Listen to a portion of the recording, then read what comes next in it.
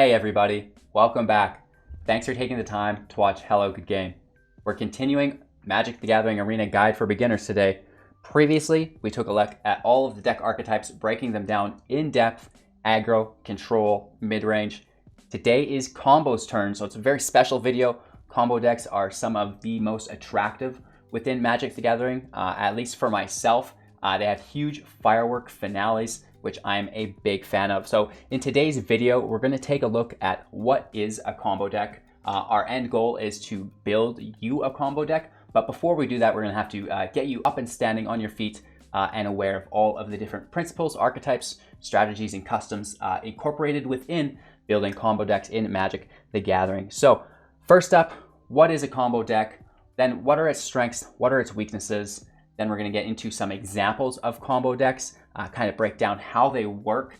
We're also looking at the different archetypes within combo decks because it's not an umbrella. Obviously, like aggro, control, and mid-range, there are subgenres to the general archetype. So we're going to take a look at all of those and break them down so you can make an informed decision and decide which kind of deck or combo deck, in fact, that you are looking to check out and build. So if you're not interested in a combo deck, go back to the start of the playlist where we break down all of the decks. Maybe you're not sure what deck you want to play, right? That first series is a great overview of all the different deck archetypes. You can pick from there, and then we've got them all broken down similar to this one. So link for everything is in the description below, and I encourage you, if you find any value within this video, go ahead and give me a thumbs up and share this out to a friend. What is a combo deck? Combo decks use the interaction of two or more cards, a combination, to create a powerful effect that either wins the game immediately or creates a situation that subsequently leads to a win. Combo decks value consistency, speed, and resilience. The deck should be reliable enough to produce the combo regularly, and it should be able to use the combo fast enough to win before the opponent. The deck also needs to be able to withstand some disruption, so it needs a little bit of protection for your combo as well. Many decks have similar combo-like interactions between their cards, better described as synergies.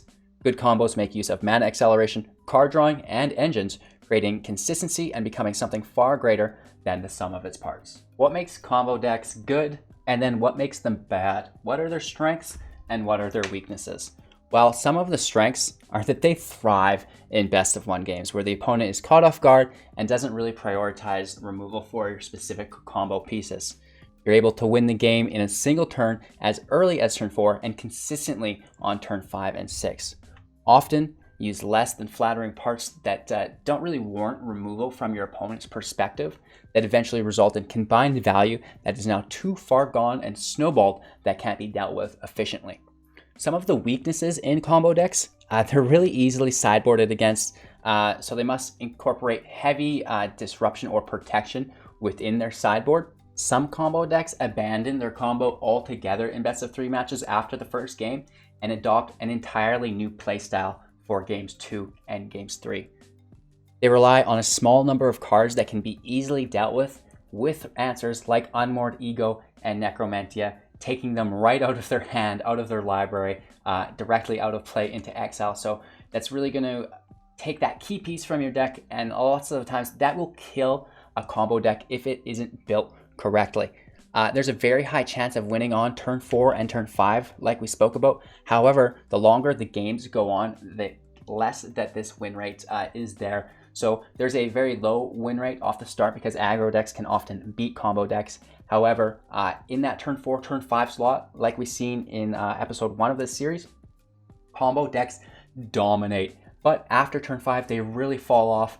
Mid-range decks beat them again, and then control decks take over from there. So you really want to be sure that your combo is able to pop off, on that turn 4, turn 5, maybe turn 6. However, we're going to get into some different combo archetypes as well, and they're each a little bit different. So what are the different archetypes within combo? You could also call this subgenres, I guess. I'm not really sure how to specify it. So we have engine combos, infinite loop combos, and then of course storm combos. So I know you probably are unfamiliar of all of these, right? And actually I was until recently. as well. So let's break them down, because until recently, I thought a combo deck was a combo deck. So it actually turns out there are multiple kinds of combo decks that are going to achieve different win cons within them. So let's check it out now. So engine combo decks. We're going to be really quick here so we can get into some example gameplay footage. However, engine decks have two main pieces they're looking for: mana engines and card draw engines. These pieces don't directly result in an infinite loop. They can go only as far as the card draw will allow, sometimes being able to cast through their entire deck, and then other times being shut down by bad card draw, etc., etc. So a bad draw can result in the combo ending. A great draw can potentially result in an infinite loop or a free cast of an entire library. Examples of this: Discognuity, Song of Creation, Chance for Glory, and Tale's End. These are four pieces that work really good to emulate the Nexus of Fate combo. However, like previously mentioned, it really relies on your card draw. We also have Auspicious Sterix and the Mutate situation. And now, in my opinion, this can be considered an engine combo because of the ability to free cast the majority of your library. Every time you mutate onto the Sterix, you're playing permanents from the top of your library for free. You protect it, you have hexproof, indestructible, yada yada, and then you free cast your entire library. So to me, this is a great engine combo, and it can be engineered in such a way that you're continuing to gain mana and continuing to draw and continuing to cast, and it's just a great time. So moving on, we also have infinite loop combo decks. An infinite combo is a voluntary loop which the combined effects of two or more cards generate all the resources for the next iteration of the loop, allowing you unlimited resources and or damage in which your turn will never end, either killing your opponent or making the game unwinnable. Some examples here, we have a no-win condition infinity loop through Nexus of Fate, Tameo Collector of Tales, and Root Snare, just nullifying damage, thinning the library, and now you just have Nexuses literally until your opponent leaves. We also have an infinite creature / life loop through Terror of the Peaks, Sporeweb Weaver, and Heroic Intervention. We're gaining unlimited life, creating unlimited saprolings, so that's really cool there. We also have an unlimited damage loop through Famished Paladin, Sorcerer's Wand, and any form of life gain. So this taps to deal damage. When it does damage and gains life, it untaps, so it just is an infinity tap. You can basically drain your opponent just like that. Very easy through the Famished Paladin and Sorcerer's Wand. Finally, we have Storm combo decks. While not available within Magic the Gathering Arena yet, we do have access to 1000 Year Storm, which is the spark that ignites many infinite combos, typically resulting in the buildup of 20 direct damage.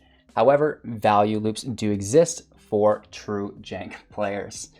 Flood of Tears, Omniscience into 1000 Year Storm is the greatest way to go about this, in my opinion. However, you can cheat it out in a multitude of ways. Omniscience is really nice because you can just basically free cast and then add up 1000 Year Storm and excrete value that way. You can get unlimited resources this way: mana, life, damage, creatures, draw.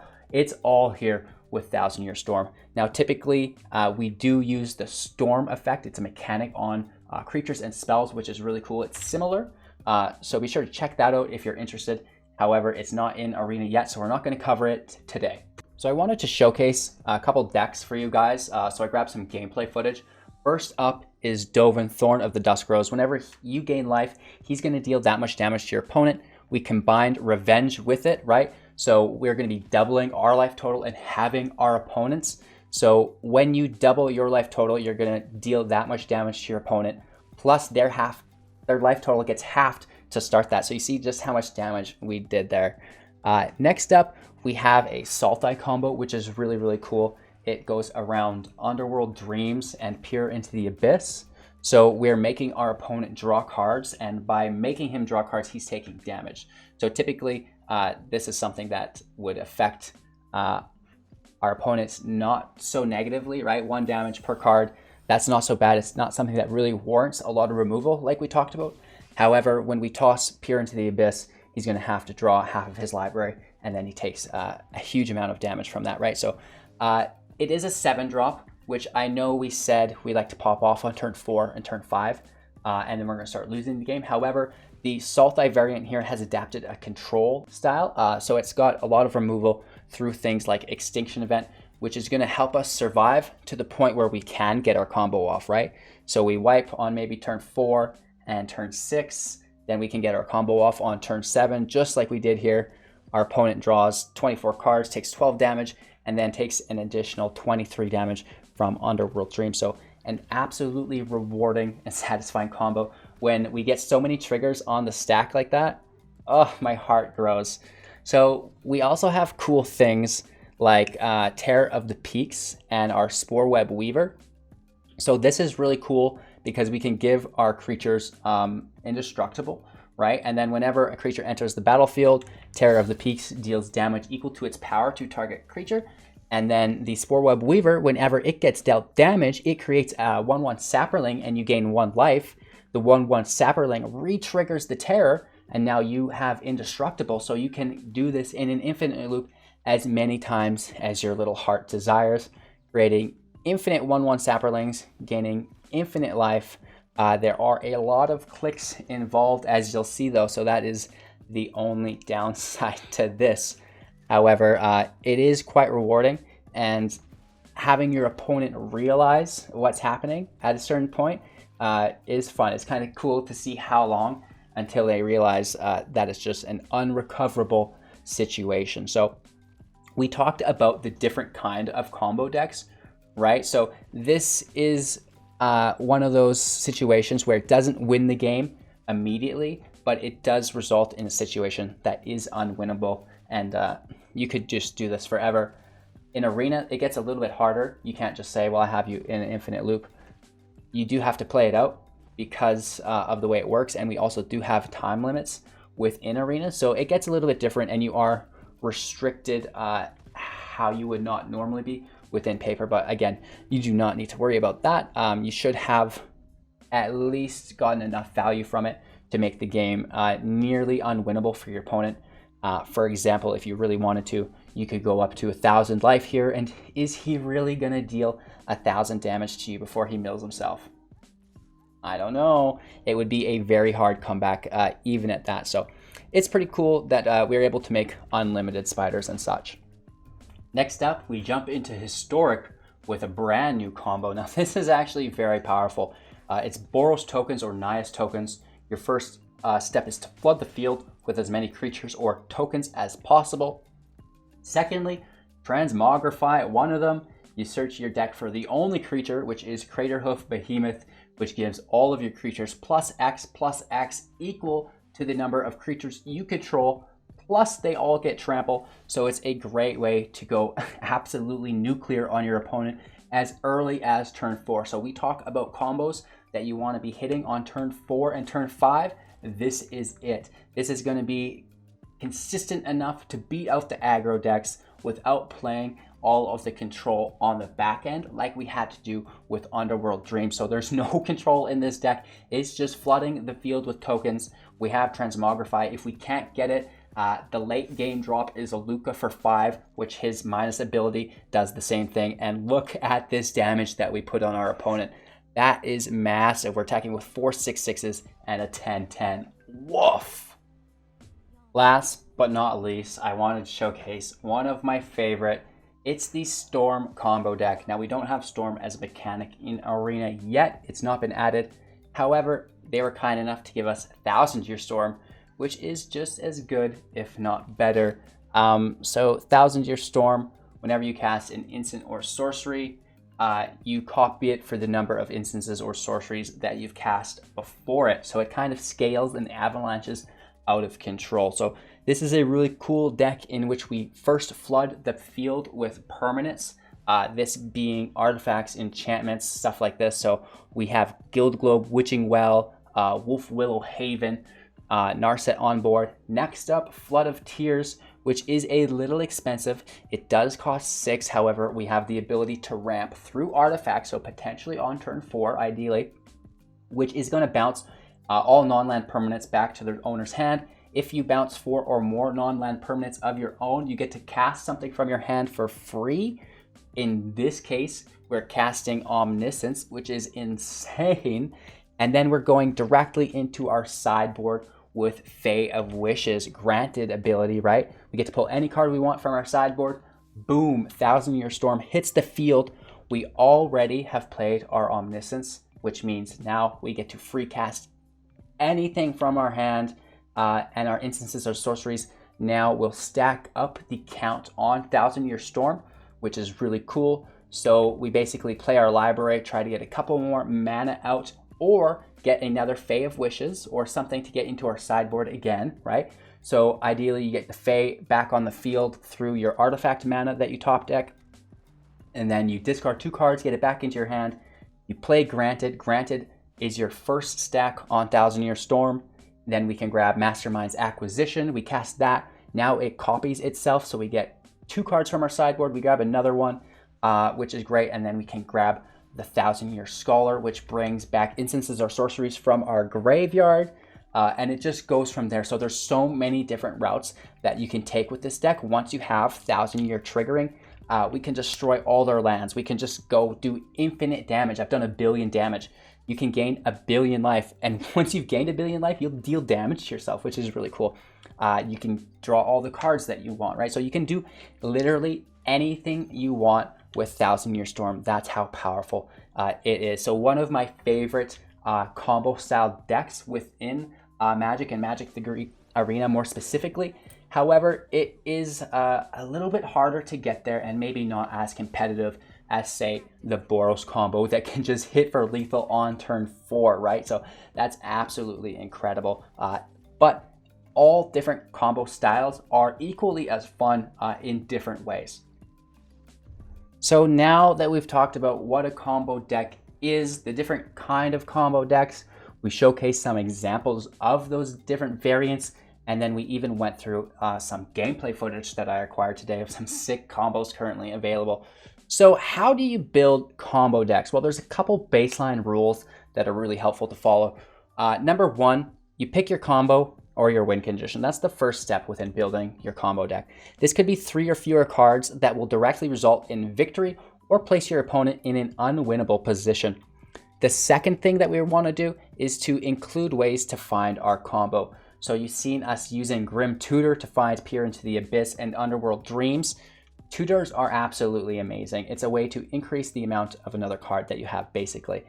We can also just use general card draw engines, which is really, really good. The third thing that I always like to do is to include protection for the combo. This could include stalling measures. That's going to give you an extra turn or 2, right? Bouncing your opponent's permanents, tapping them, destroying them, making things cost more for them, right? So anything that really slows their rate of play.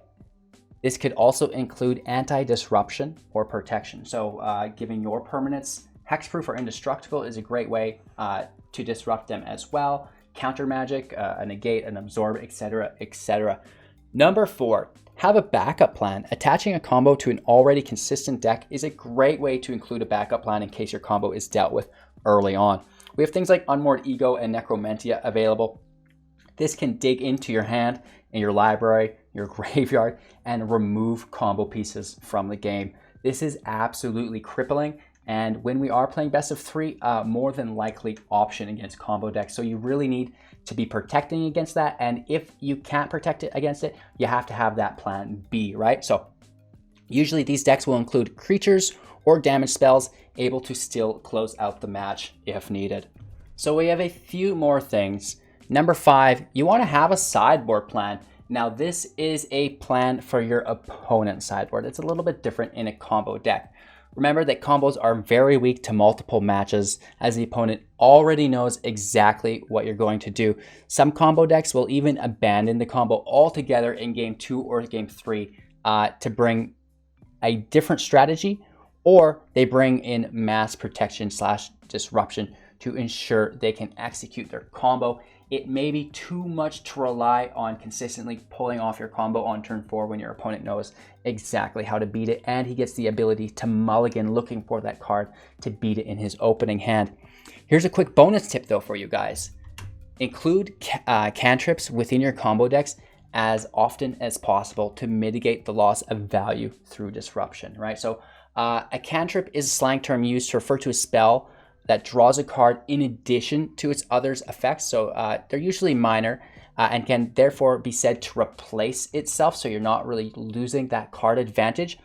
Cantrips can be found in all colors, and the term is originated from a Scottish word for Magic or Charm if you're interested, right? So when you have, say, a card that when it enters the battlefield, it causes you to draw a card, right? This is known as a cantrip, and it has an additional effect attached to it. Or maybe the card is you draw a card and create a 1/1 token, for example. So it's a card that does two things, so you're not necessarily always losing value. Or potentially a creature card that when it's removed, you get to draw a card. So Arcane Simulacrum, I believe, comes to example, or maybe just Simulacrum. It's the 2/2 that when it enters the battlefield, you search for a land, and when it gets removed, you get to draw a card. So this is really good value. Both it gets value when it enters the battlefield, so if it's exiled, it still has gained something, and then when it dies, you get to draw a card. So it's a great example of a cantrip card that will help mitigate the loss of card advantage through your opponent's disruption or removal.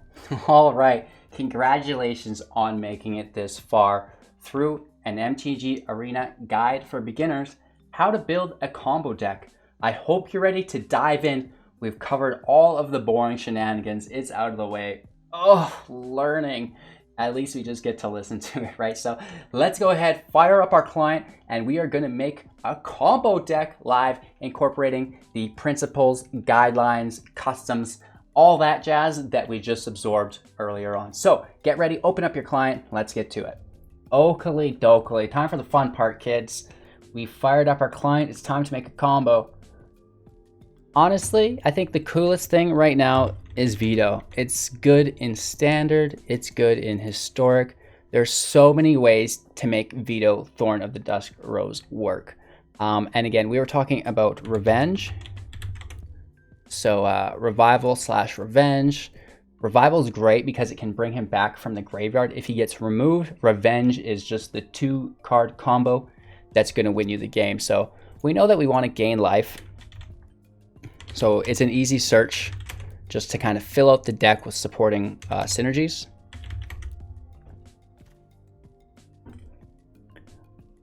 And Revitalize is really good. Gain 3 life, draw a card. So we talked about cantrips. Revitalize is a perfect example of a cantrip. We're gaining 3 life, plus we're drawing a card, so it's replacing itself.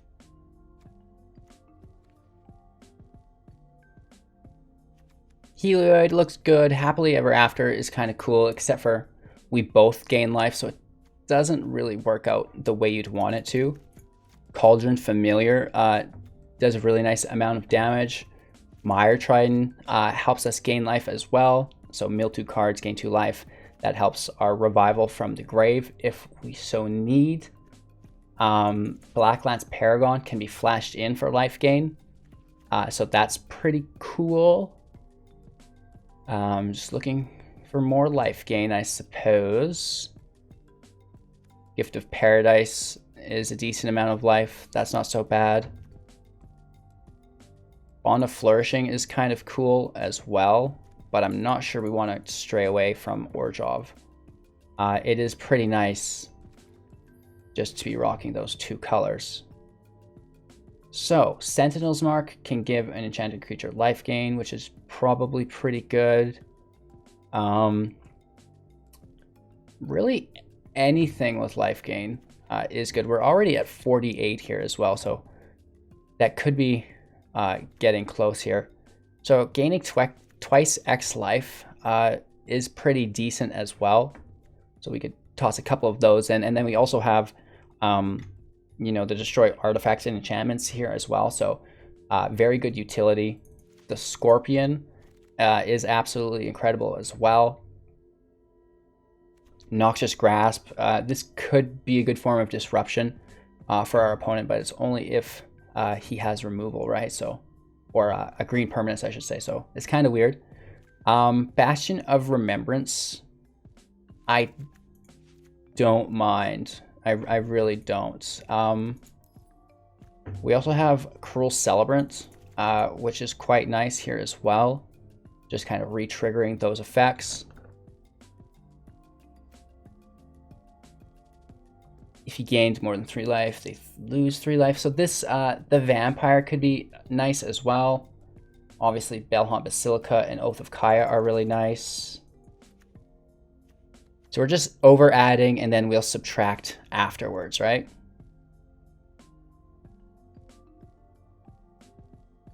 Even consume could be decent, having them sacrifice, and then it still triggers our Dovin. Or sorry, not Dovin, our Veto. I'm thinking of Dovin's Veto, right? So gain life, destroy. So you can kind of see how I'm circling through here. Light of Hope, you gain 4 life, destroy target artifact, or sorry, enchantment, or put a +1/+1 counter. I actually really like this because of all the wilderness reclamation that is out right now. So I'm rocking that. Night of Autumn would be good if we had green. Blightfang could be good if we rocked Death Touch. Power 4 greater, gain 3 life. Little expensive there. So I think this is going to be a good base build. Obviously, we can just jump in and mix our land really quick. Here we go. Orange off. Oh, 1, 2, 3, 4. 1, 2, 3, 4. Right, easy as that. Arena is great because it auto balances your land for you. And now if you're playing best of 1, I always encourage people to trim a land and then add another card that we want. So we have 8 cards to get rid of here. It's going to be a little bit to trim, but I think we shouldn't have much of a problem with it. Like the Black Lance can probably go. We might want to incorporate the Oven as well. Right, just for the Cauldron Familiar. That's going to really help us gain life. Priest of the Forgotten Gods. Is this something we want to run? We add mana, which is nice, but it could cheat out Revenge a little easier, potentially. Really relying on us sacrificing creatures, though, which we might not want to do. What could be good, though, is the Nightmare Shepherd. You know, that's going to just extend our death. Like, we've got those death triggers, which are really nice. So we'll take a couple copies of that for the top end. We're up to 71 now, so we really need to trim. I like the 1-drops. I'm good with that. 2-drops. Let's get rid of the Intervention. It's a little expensive. We have still way too many cards. Let's go down to 2 Shepherds. The Remembrance is really, really nice with the Celebrant. The Oath of Kaya could potentially be removed, and we just don't focus on removal. So down to 65. We could go 3 Bastions. How many land do we have? 23, 2.5. Let's risk it for the biscuit. How many? 11 and 12. Sure. It's a pretty low to the ground deck. Revenge costs 6. That's why it's trying to auto balance it so high. So we trim it down just a little bit more, right? So do we need to run the Oven? Is running the Oven worth it? Right? Or do we just run the cats as is and bank off them with the Shepherd? Honestly, I think we do. If you want to run 1 Oven and get lucky with it, maybe. But I think it's better to be more consistent and probably use an additional Bastion of Remembrance. So this is going to trigger life loss plus life gain, right? The Cruel Celebrant triggers life loss plus life gain, which is really, really nice. So whenever something dies, they're going to lose life, we're going to gain life, and then they're going to lose additional life because Veto, plus we're going to get our creature back, which re-triggers all of those effects. So that's the general idea within this combo. We've got our backup plan through creatures that can just mitigate damage. We do have the combo through Revenge on our Veto, which is the 2-card we win type scenario. I think that is generally it. We cut a land, so we are going to have an in-depth video on balancing your land, which is really cool. I hope you're excited for that. And then as well, we're going to come into building a sideboard guide. So we're going through all of the different angles when putting together a sideboard guide based on your current meta, no matter what it happens to be. So we've built a basic beginner combo deck. Again, it is a little bit flimsy because Veto has the tendency to be removed We don't have a ton of protection for him here, other than bringing him back through our revival. So it's a little bit flimsy, but at the end of the day, there's enough chip damage supported around Vito, like we said, through our Celebrant, our Scorpion, our Bastion, that if it pops off, great, but it's not like a one-hit wonder. It's not like the only way to win is with Vito. So the need to protect him isn't as high or required, right? So this is our beginner combo deck, you guys. Let me know if you're interested in playing it. I'll put the deck list down for you in the description. Thanks for watching. It's been a pleasure. Thank you so much. I'm live every day on YouTube, 6 a.m. Mountain Standard. We go live on Twitch at 7 a.m. Mountain Standard for literally up to 12 hours. Some days it's ridiculous. And we're in the Discord all day as well. So I encourage you to reach out, get a hold of me, ask me any questions, or just start a dialogue, if you will. Looking forward to getting to know you. Thanks for watching the content, you guys. Don't forget to like, comment, subscribe, share to a friend, and hit that bell icon so you're notified of all of our future shenanigans. If this was your first beginner guide video for Magic the Gathering Arena, I really encourage you check out the playlist. It's got them all ordered. You can start in number 1 and work your way through. We're always adding to it, so be sure to check back later on if you do run out of content, right, you guys? So thanks so much. I hope I was able to teach you a little bit about what a combo deck is, what it looks to do, and how to protect it, maybe what its downfalls are as well, and trying to mitigate those downfalls as much as we can. So again, thank you so much for all of your recent support, you guys. Everybody on Twitch, on Patreon, on YouTube, you're absolutely incredible, making these high quality value-based videos worth it. So not only huge gratitude from my end, but from the rest of the community as well, because they're the ones really enjoying this content, right? So thanks again. I really appreciate it. Take care and go have a great day, guys. Peace.